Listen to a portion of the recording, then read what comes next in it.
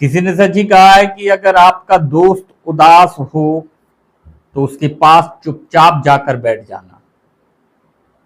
आपका इतना सा काम उसे सुकून दे देगा। नमस्कार दोस्तों, मैं विनय निगम और आप देख रहे हैं जिंदगी की बातें।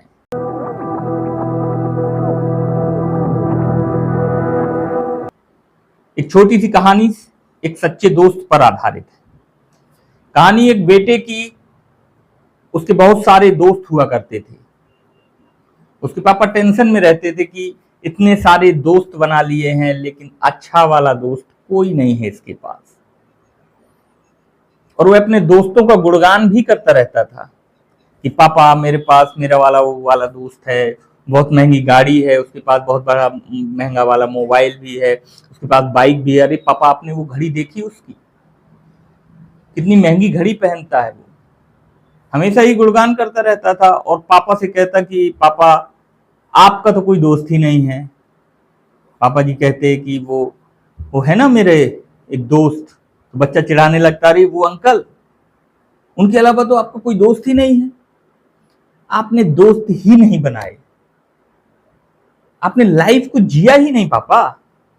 तो पापा ये सोचते कि इसको कैसे समझाऊं कि दोस्त जो है सच्चे और अच्छे होना चाहिए।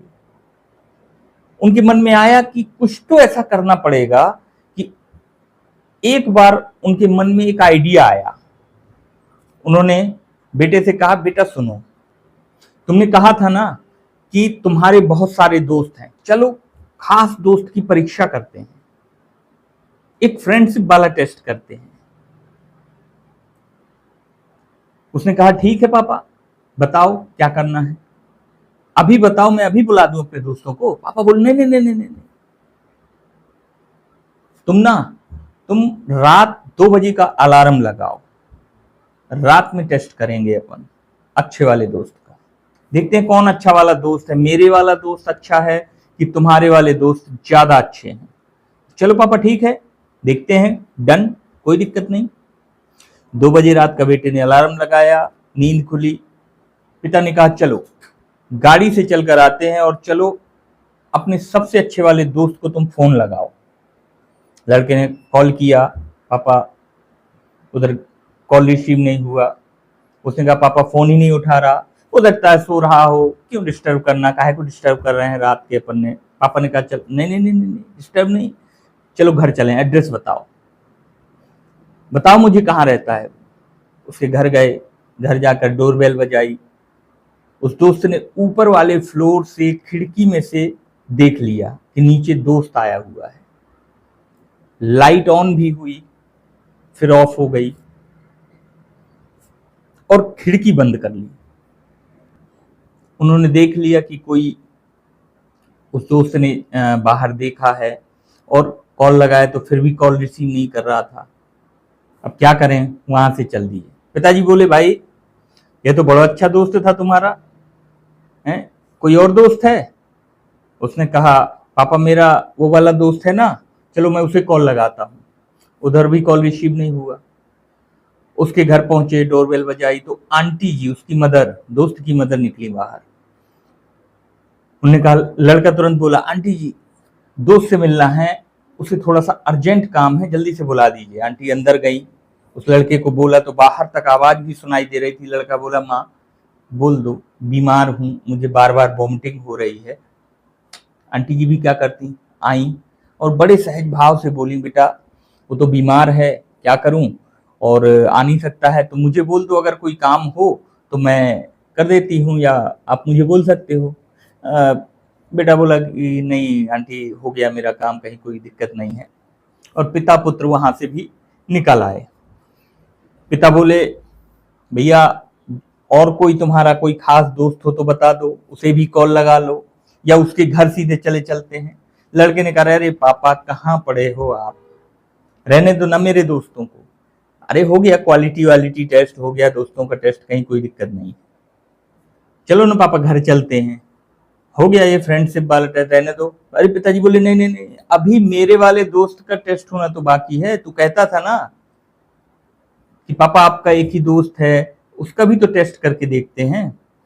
तो पापा बोले ठीक है। तुम बोलते थे इसके अलावा आपका कोई दोस्त नहीं है, आज मैं तुझे बताता हूं कि दोस्ती क्या होती है। कॉल किया, 1 घंटी में ही सामने वाले ने कॉल उठा लिया।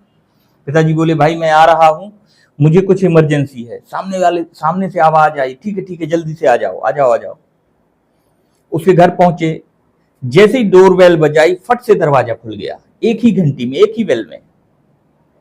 और पिताजी के मित्र जो थे उनके एक हाथ में नोटों की गड्डी और एक हाथ में गाड़ी की चाबी थी। बोले क्या करना है? पिताजी ने पूछा कि ये पैसा और चाबी ये क्यों लेकर आए हो भाई? तो जो उनके दोस्त थे उनने कहा इतनी रात को कॉल किया है, कुछ इमरजेंसी होगी तभी तो तुम आए हो, मुझे याद कर रहे हो, पैसे की जरूरत है तो ये लो, और भी लाता हूं अंदर से, या गाड़ी से कहीं चलना है तो बताओ, किससे झगड़ा हुआ है, अभी चलो चलते हैं, बताओ बताओ तो जरा क्या बात हो गई, क्यों आए हो इतनी रात को, क्या इमरजेंसी है, मुझे बुला लिया होता। इस तरीके से उनके दोस्त बोले। पिताजी ने कहा अरे कुछ नहीं हुआ, परेशान मत हो, मैं तो अपने बेटे को बताना चाह रहा था कि दोस्ती क्या होती है, मित्रता क्या होती है, आखिर फ्रेंडशिप कहते किसे हैं। तो फ्रेंडशिप का टेस्ट करके दिखा रहा था मैं इसको। ये मुझे बोल रहा था मेरे बहुत सारे दोस्त हैं, मेरे बहुत बड़े बड़े दोस्त हैं, ये वाला दोस्त वो वाला दोस्त। इमरजेंसी का सिर्फ इसको नाटक करके दिखाया तो इसके किसी दोस्त ने इसका साथ नहीं दिया। मैंने इसे बताया कि मेरा एक ही दोस्त है इतने सालों से। मैं इसे समझाना चाह रहा था कि दोस्त वही है जो मुसीबत के समय भी साथ ना छोड़े। इसलिए जीवन में दोस्त बनाओ तो उनकी परख करना भी सीख लो, ऐसे लोगों के साथ रहना सीख लो जो तुम्हें सुधारें। ऐसों के साथ मत रहो जो तुम्हें बिगाड़ें, तुम्हें खत्म कर दें। बस यही सिखाना चाह रहा था मैं इसे। दोनों दोस्त आपस में गले मिले और फिर ये दोनों, पिता और बेटा, दोनों अपने अपने घर वापस लौट आए। बड़ी छोटी सी कहानी है ये, लेकिन बहुत इंपॉर्टेंट डिसीजन देती है। हम में से बहुत से लोगों को फोकस होता है, हम में से बहुत से लोगों का फोकस होता है कि ज्यादा से ज्यादा दोस्त बनाएं। हम भूल जाते हैं कि क्वालिटी फ्रेंड होना चाहिए, मित्रता ऐसी हो जो जन्मों जन्मों तक याद रहे। ये छोटी सी कहानी बस हमें यही सिखाती है। और अंत में मैं बस जो हमेशा कहता हूं कि अगर आप कुछ अच्छा सुन रहे हैं तो विनय निगम स्टोरी पर सुन रहे हैं। अब दीजिए मुझे यानी विनय निगम को इजाजत। मिलते हैं एक और अच्छी और सच्ची कहानी के साथ। नमस्कार।